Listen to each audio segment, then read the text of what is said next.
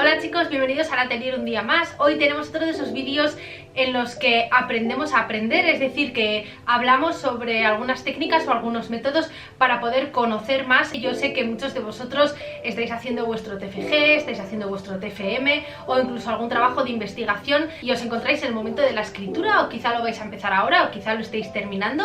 Me gustaría dedicar este vídeo a todos vosotros para mandaros un montón de ánimos, pero sobre todo para daros algunos consejos que os puedan ayudar. No es que a mí me guste dar consejos de nada, pero es verdad que terminé la tesis hace pocos años y todavía tengo muy reciente esa sensación, y además hay muchos de los alumnos de la universidad que me piden consejos sobre cómo escribir sus TFMs, me piden ayuda porque se encuentran un poco perdidos. Entonces me parecía una buena oportunidad reunir todas estas cosas de las que suelo hablar con ellos o suelo hablar con colegas, o recuerdo cuando yo empecé a escribir por primera vez, y me gustaría transmitiroslas por si acaso os ayudan en algo. He dividido este vídeo en 4 partes, también por si acaso quieres saltarte alguna parte e ir directamente en el momento en el que te encuentras, o si no, para tener una visión global y también entender que hay momentos y estados en los que nuestra relación con aquello que estamos creando, con ese texto que estamos creando, es diferente. No es lo mismo antes de la escritura, no es lo mismo durante la escritura, no es lo mismo cuando ya lo hemos terminado de escribir y cuando ya estamos en la recta final, cuando ya lo coge nuestro tutor, lo coge nuestro director y empieza a hacer esas correcciones globales. Yo creo que son 4 estadios y que nuestra relación con aquello que estamos escribiendo va a cambiar muchísimo, y simplemente hay que conocer en dónde estamos, en qué punto estamos. En este primer bloque de antes de escribir me gustaría darte una primera idea sobre tu tema. Quizá ni siquiera todavía lo has elegido, estás debatiendo entre algunos temas, estás hablando con tu tutor. Esto lo habrás oído 1000 millones de veces, pero me gustaría repetírtelo una vez más, y es que el tema que escojas sea concreto, que sea lo más preciso posible. Es la única manera de que nosotros como investigadores aportemos algo. Está últimamente muy de moda los estudios interdisciplinares, se estudia algo desde muchos puntos de vista diferentes, desde muchas disciplinas diferentes, ¿no? Intentando aportar un poquito de conocimiento de cada una para ver las cosas de una manera diferente, y eso es súper interesante, pero no podemos confundirlo con querer abordarlo todo. A mí es algo que me ocurría al principio cuando empecé mi tesis doctoral.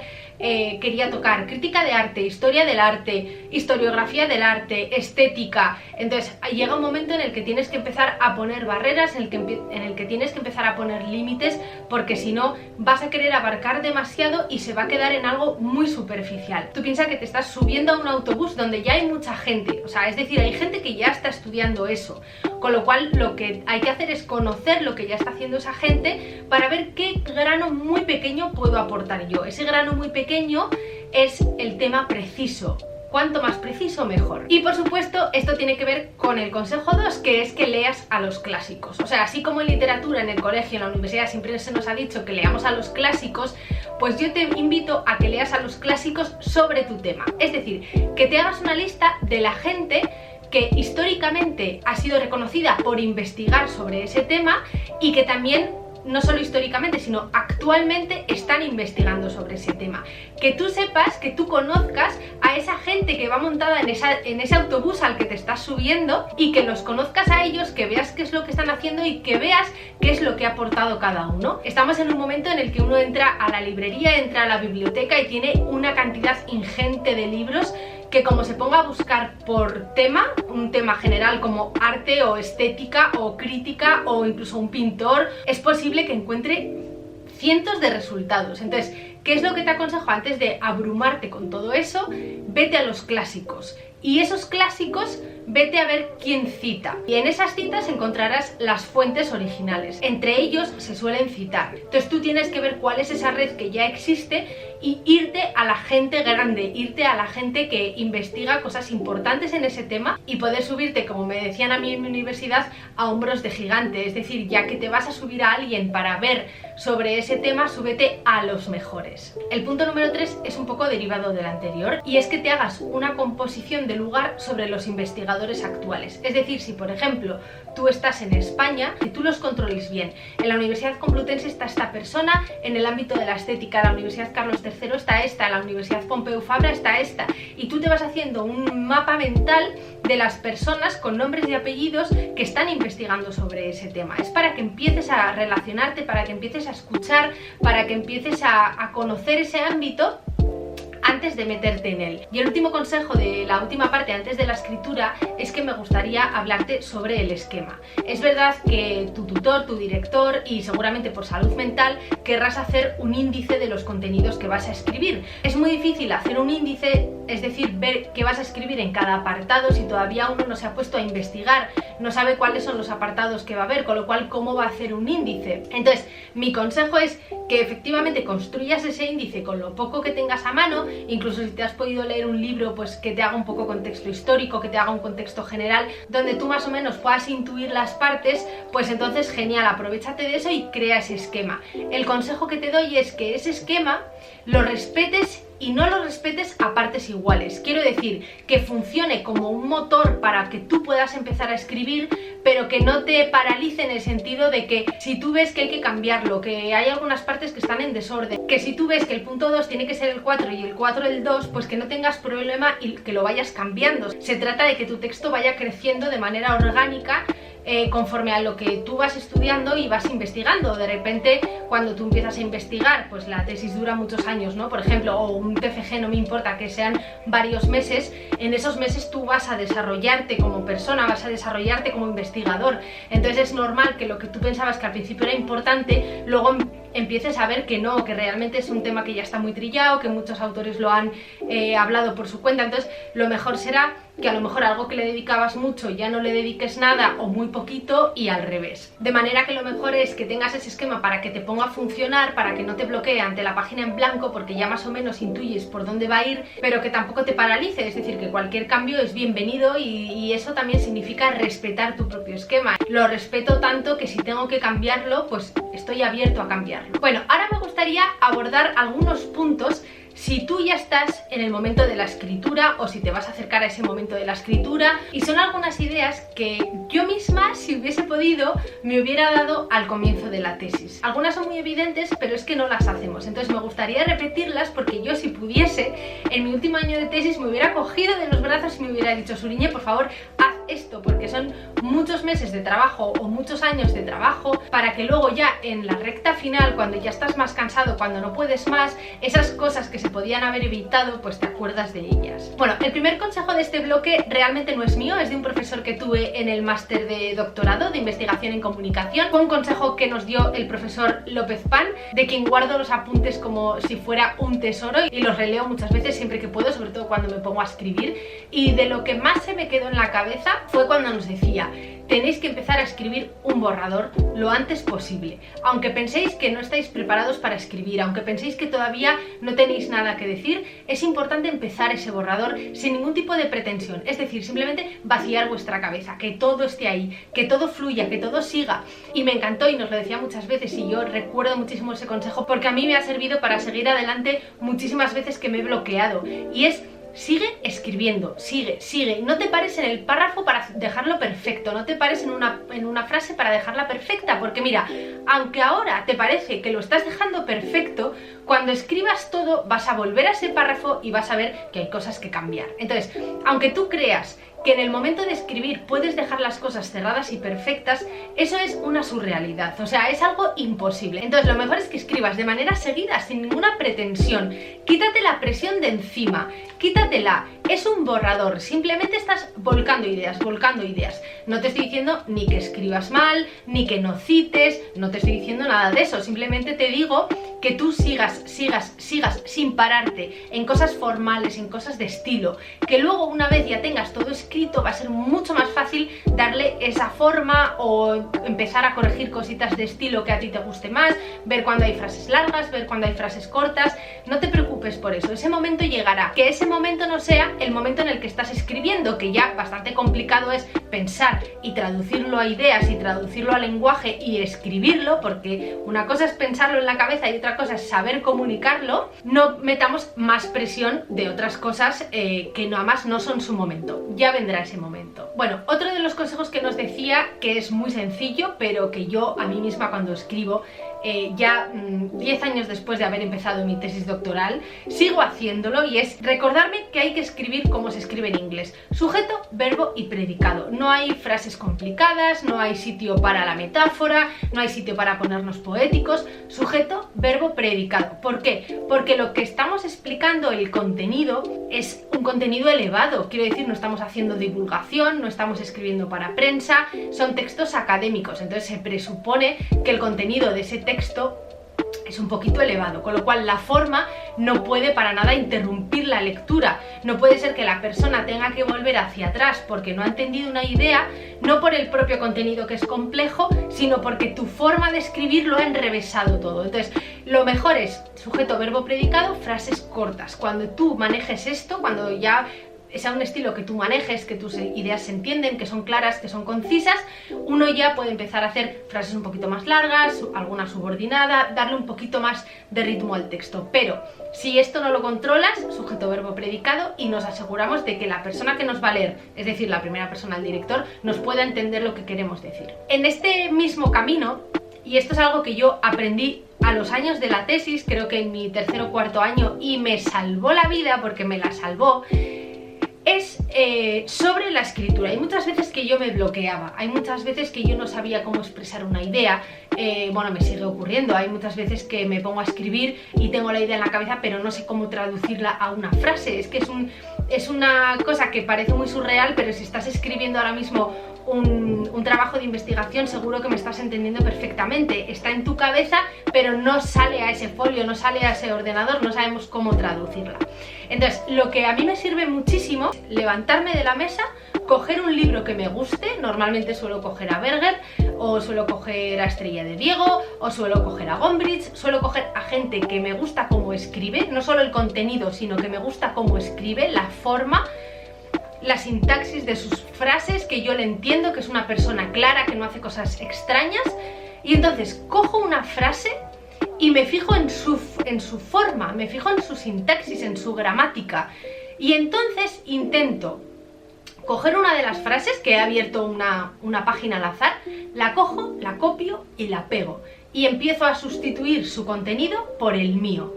Es muy sencillo, os lo prometo. Simplemente cambias el sujeto, cambias el verbo y cambias el predicado, y de repente magia, se ha desbloqueado, como que lo que querías decir ya está puesto ahí, ¿no? Como si hubieras necesitado, como si te faltasen herramientas para hacer una estructura y de repente esa estructura se la has cogido prestada a alguien, que en el fondo es una frase normal, pero que en ese momento estamos tan bloqueados que no nos sale, y metemos nuestro contenido. Simplemente con hacerlo de vez en cuando veréis cómo se desbloquea y podéis seguir hacia adelante. O sea, hacerlo con gente que os guste cómo escribe, no cojáis a alguien que no entendéis o que os parece complicado, porque entonces vais a trasladar esa complicación a vuestro propio texto. Bueno, aquí va el consejo que yo de verdad, ojalá, porque me acuerdo de mí misma al terminar la tesis y llegar a ese momento final y decir, mira Suriñe, es que ahora mismo te cogía y te hacía de todo, porque es que cuando llega ese momento final en el que tienes que poner las citas bibliográficas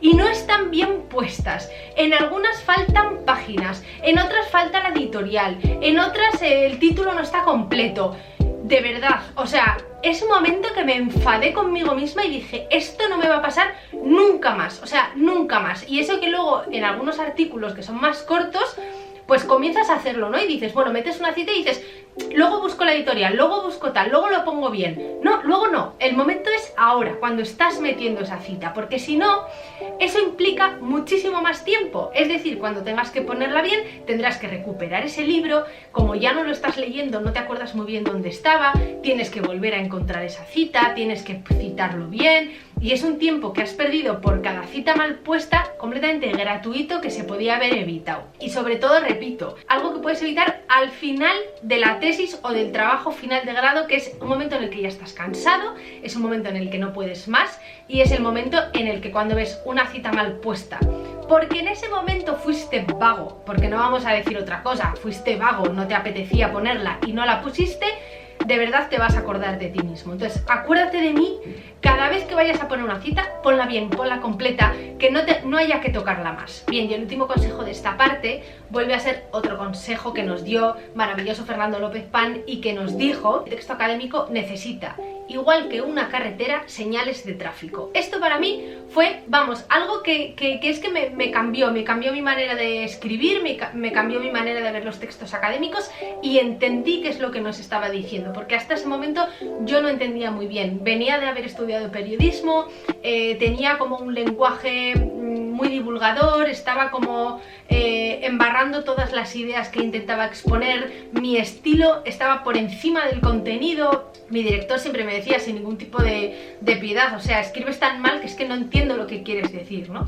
Entonces es algo que aprendí con los años y que gracias a este consejo pues también entendí que era un texto académico. El texto académico es un género propio, es decir, el lector tiene unas expectativas sobre ese texto académico muy concretas, igual que cuando tú vas a consultar un libro académico o un artículo académico, sabes lo que te quieres encontrar, ¿no? Sabes lo que te espera en el índice, sabes cómo puedes ir a una parte de ese índice sin necesidad de leer todo el libro completo, sabes qué encontrar en la bibliografía, qué puedes consultar, qué no. Entonces, ese tipo de expectativas es el que tú, como escritor de un texto de investigación, tienes que dar a tu propio lector. No puedes como de repente reinventar los textos de investigación, porque la cosa no va de eso, ¿no?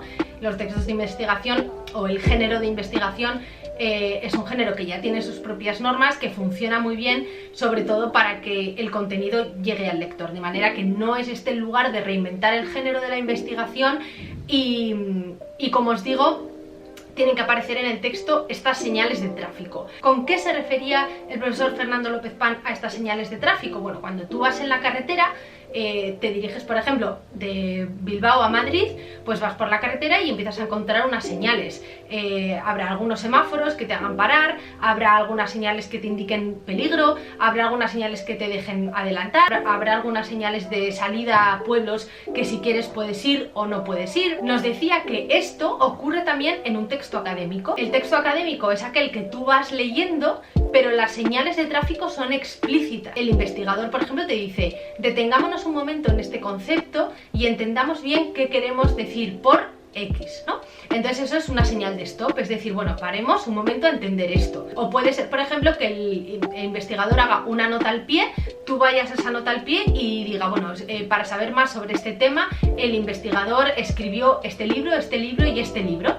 Sería como una salida a un pueblo y decir, bueno, si quieres ver este pueblo, que sepas que puedes salir aquí en esta salida y luego volver a la carretera, ¿no? Y seguir con tu camino. Entonces, ese tipo de señales de tráfico deben estar en tu texto y hacer explícito al lector cómo tiene que ir conduciendo, o sea, acompañarle, cogerle de la mano, decirle, bueno, te voy a contar esto, quiero cogerte de la mano, quiero que vayamos juntos hablando sobre este tema, dialogando, planteando algunas cuestiones como interrogantes todavía, algunas cosas las podremos concluir, otras las pasaremos por alto, pero todo lo vamos a hacer juntos, ¿no? Es una manera de decirle al lector que le acompañas y que no le dejas solo. Ahora hay una parte importante y es cuando hemos terminado todas las partes del artículo de investigación, del TFM, del TFG o incluso de la tesis doctoral, ¿no?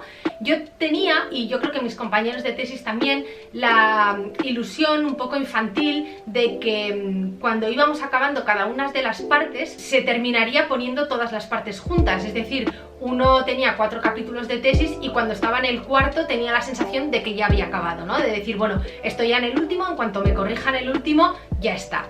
Bueno, yo siento decir, y siempre se lo digo a la gente que empieza las tesis para que lo tenga muy en la cabeza, después de escribir, después de terminar el texto, todavía falta mucho tiempo. Normalmente yo calculo entre unos 5, 6, 7 meses. ¿Por qué? Porque es la primera vez que tú vas a ver ese texto de forma global, de forma general. No solo tú, sino también tu director. No hay que pretender que el director vaya a entender lo que queremos decir sin haberlo acabado, ¿no? Entonces, él solo puede verlo de manera global o tener una visión global cuando está todo escrito, de la misma manera que tú tampoco la puedes tener hasta que no esté todo escrito. Y aquí vienen los 3 consejos de esta parte. Primero, que cuando tengas esas partes escritas, dediques un tiempo a escribir los nexos entre las partes. Aquellas señales de tráfico de las que hemos hablado antes, también hay que hacerlas entre parte y parte. Decirle, venimos de esto y vamos a esto, o hemos hablado de esto y por eso hay que especificar sobre este concepto, el siguiente capítulo abordaremos esta cuestión, ¿no? Siempre decirle por qué cerramos un capítulo, por qué empezamos el siguiente, o sea, esas señales de tráfico, pero hacerlas como nexos, como unión entre las partes. De la misma manera que, y este es el siguiente consejo, solo cuando hemos acabado uno puede escribir la introducción de su tesis, de su TFG, de su TFM. Si no es una introducción, me da igual el abstract o el resumen o aquello que te exijan para abrir tu texto. ¿Cómo vas a explicarle al lector lo que vas a hablar? si ni siquiera lo has escrito? A mí es algo que no lo entendí hasta el final, porque yo decía, bueno, la introducción obviamente lo tendré que escribirlo primero, pero no, la introducción es lo último, incluso después de las conclusiones, a las que ahora voy con ellas. Cuando ya tienes esa visión global, cuando ya sabes cómo vas a explicar las cosas, de qué concepto a qué concepto ir, es entonces cuando escribes la introducción, para decirle al lector lo que va a encontrar en tu texto, y no solo lo que va a encontrar, sino cómo lo vas a abordar, con qué metodología. Por ejemplo, primero te explicaré esto, en el primer capítulo hablaré sobre esto, en el segundo capítulo hablaré sobre esto, el tercer capítulo aborda las cuestiones de esto, y el cuarto bla bla bla. Entonces, es una manera de hacerle explícito al lector lo que va a encontrar, por si le interesa, para que lo lea. Ya sabéis que en el mundo académico muchas veces nos leemos cosas y decimos, jo, no hay nada de lo que pone que había, ¿no? O leemos un índice y el índice es muy prometedor, pero luego vamos al contenido y no responde a lo que estaba diciendo ese índice. Entonces, no vamos a hacer en los demás lo que no nos gusta que nos hagan. Vamos a ser honestos, vamos a ser sinceros y vamos a decirle al lector lo que va a encontrar de manera significativa, ¿no? Que no sea en balde venir a nuestros textos, porque cuanto más honestos seamos, cuanto más claro le digamos lo que va a encontrar, más veces vendrá a nosotros si es que le hemos gustado. Y en relación con lo anterior, las conclusiones. Las conclusiones, y esto es algo que nos repetían en mi universidad muchísimas veces y que me parece una metáfora perfecta de lo que tienen que ser. Digamos que la introducción y las conclusiones son un abrigo que abraza a tu texto, que abraza a la tesis, que abraza al artículo de investigación, que abraza al TFM, al TFG, a lo que sea. Es un abrigo. Entonces, los ojales del abrigo son la introducción y los botones son las conclusiones. Entonces, cuando uno cierra ese abrigo, la conclusión tiene que encajar perfectamente en ese ojal que se ha abierto en la introducción. Es lo que se llama hipótesis 1, hipótesis 2, hipótesis 3. Mi tesis, por ejemplo, como era de humanidades, no se ciñó tanto hasta tipología o hasta metodología, no hice explícitas esas hipótesis, pero en este sentido es una buena metáfora de esas hipótesis, ¿no? Es decir, que están uno hablando con el otro, la introducción habla con las conclusiones y las conclusiones con la introducción. Son cosas aparte, pero daros cuenta de que muchos investigadores van a leer solo la introducción y las conclusiones, no se van a leer vuestra tesis, simplemente introducción y conclusiones. Tienes ahí una oportunidad de oro para convencerle de que tiene que leer más o para convencerle de que tu investigación merece la pena. Sobre todo el tribunal que te va a corregir. Lo primero que va a hacer es introducción y conclusiones. Aunque luego se lea todo, lo primero que va a hacer es eso. Entonces, esa oportunidad no hay que desecharla. Como veis, los consejos de esta parte básicamente se pueden resumir en que todas las partes son partes individuales, pero forman un todo, forman parte de un conjunto. Entonces, ese conjunto hay que cuidarlo, como con los nexos entre las partes y haciendo alusión entre ellas. Bueno, siendo coherente y respetando mucho ese índice que hemos planteado, incluso aunque lo hayamos tenido que cambiar. Bueno, y ya acabando esta última parte después de la escritura, es decir, cuando ya tenemos el texto, ya tenemos las conclusiones, ya tenemos la introducción, hay una última parte de corrección del texto. Es verdad que esto puede venir antes, dependiendo de la suerte que tengas, si tu tutor te hace más o menos caso. Yo lo que vengo a decirte son dos cosas que aprendí muy al final y que ojalá me las hubiera podido decir a mí misma un poco antes. Y es que cuando hables con tu tutor o con tu director sobre las correcciones de tu texto, manejes muy bien un calendario de fechas. Si os interesa este tema, lo hablaremos más profundamente, me lo dejáis en los comentarios. Y, por ejemplo, me llevaba mucho tiempo entre que entregaba una cosa y se me devolvía corregida. Y muchas veces, no voy a echarle toda la culpa al director, él me pedía las cosas para una fecha y yo, calculando muy mal, pensando que las cosas me llevaban menos tiempo, le decía una fecha y luego no estaba para esa fecha. Eso me pasó entre el primero y el segundo año, como que las fechas las llevaba muy descontroladas, y es porque todavía no eres consciente del tiempo que llevan las cosas, ¿no?